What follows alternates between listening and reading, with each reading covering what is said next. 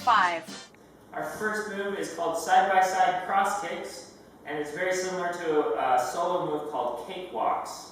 So we're going to start by doing a rock step out to the side. So we'll call this a side rock. The side rock just brings our weight to the side, so we change direction to the side, then back to the middle. So we're just going to do some kick steps, similar to like lollywalks or your lolly kicks, but we're going to stay in place for these and cross over the other leg.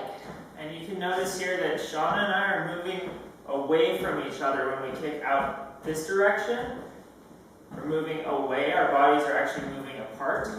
So as we come to side by side, Mark has a nice handhold around my waist, and other than that, it feels exactly the same as the solo movement. And so here it is with the side rock into the side-by-side cross kicks. Side rock, kick, kick. Our next move is side-by-side crossovers. Now, if you've taken Lindy Ladder and you've gone through level 3, we taught you some basic drunken Charleston. Now, drunken Charleston uses the basic crossover step, similar to what we use in the shim sham.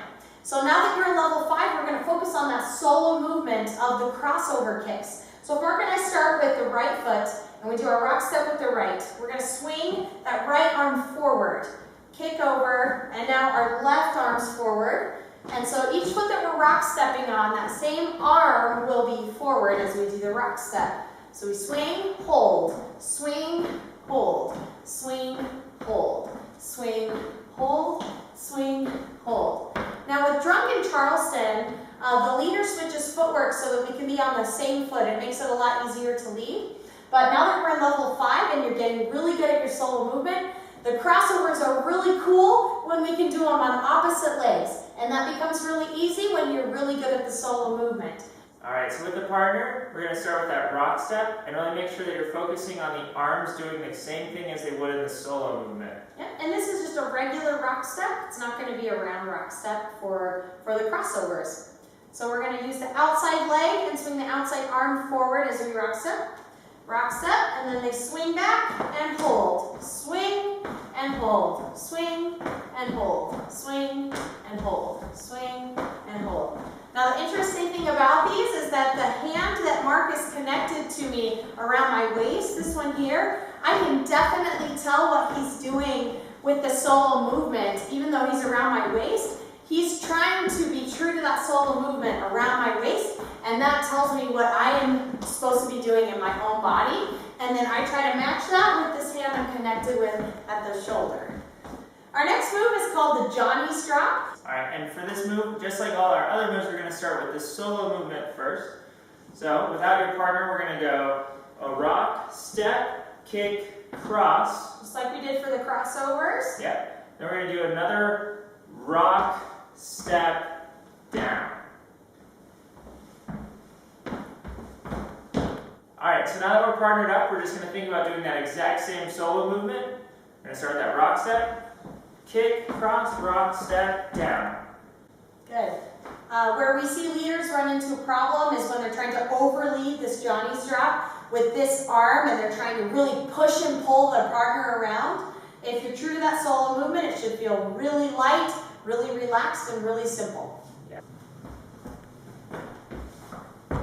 Our next move is called pump kicks. So pump kicks, we're going to use a kick and, like we would do in Charleston. So this is like a kick up or a kick and we're going to repeat that, but we're going to use a little bit of a twisting motion. So for pump kicks, Mark and I are both using our right legs, and we're either going to kick right leg across our left leg or right leg open away from our body. Now we're going to have opposition in our upper half and our lower half. So when we're kicking across our body, we're twisting to the right, or twisting our leg to the left, but twisting our upper body to the right, so our arms go to the right. And then when we open, we're going to twist the other way. So my right leg is open, and my arms are to the left, and my upper body is twisting left. Now this is going to allow us, when we're partnering, if we kick across our body, and we have this upper body cross from our legs, then we have some good connection going on here because we're both trying to complete that solo movement. Then when we open our legs and we twist those arms to the other side, we also get some good connection happening because of that solo movement.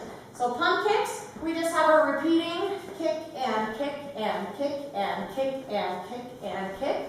Now because we're using the same leg and then we're going in opposition of each other, we feel some stretching and compressing happening in our hands that allows us to switch directions because we're both trying to be true to the solo movement. So we have to counteract each other to make sure we're both able to complete the solo movement. With this move in particular, it's really easy to mistake the stretch and compress for tightening up your arms and making the move really small. Right. So we very easily could tighten our arms and still do the move, but it's going to be really small. And we want you guys to make sure that you're learning how to do it the same ways that you can do it as a solo movement. So we want to make sure that we stay nice and relaxed and we're leading the move from stretch and compress, not from tightening our arm.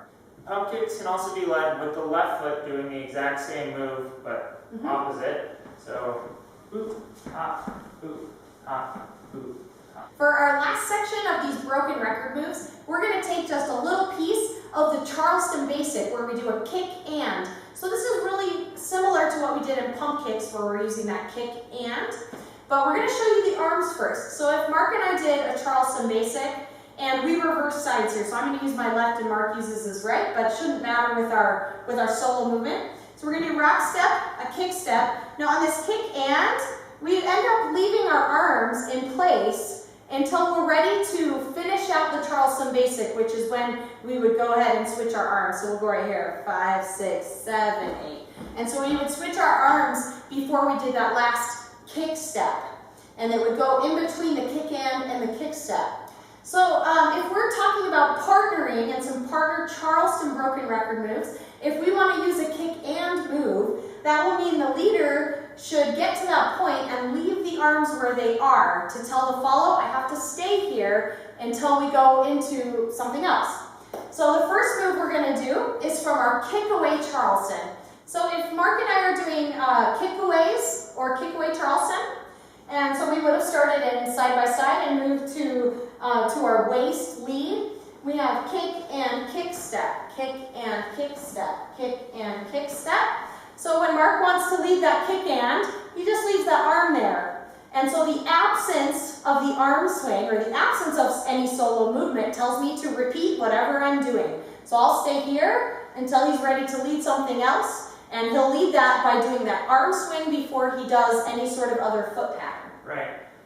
And most importantly, the thing that tells Shauna not to just freeze up, because it would be very easy for her to misinterpret this lead as just a freeze and to stop moving.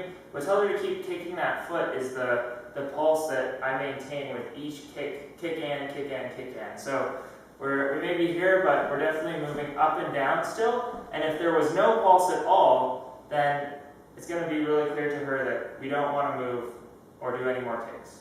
And then it becomes a freeze. Right. So if we're doing our kickaways, kick and kick, kick and kick, kick and kick, then we leave that arm there, and then we'll keep kicking, and Mark has that pulse continuing, and then he can go right back into kickaways whenever he's done with this broken record, and he'll just swing that arm, kick, kick and kick, kick and kick. We're going to take that same concept and use it in tandem, which is a really cool place to use it. So if Mark and I are doing tandem Charleston, when we get to this kick and, if Mark leaves his arm here and he doesn't swing it, then I'll continue to do that kick and until he swings his arm, and then back to regular tandem.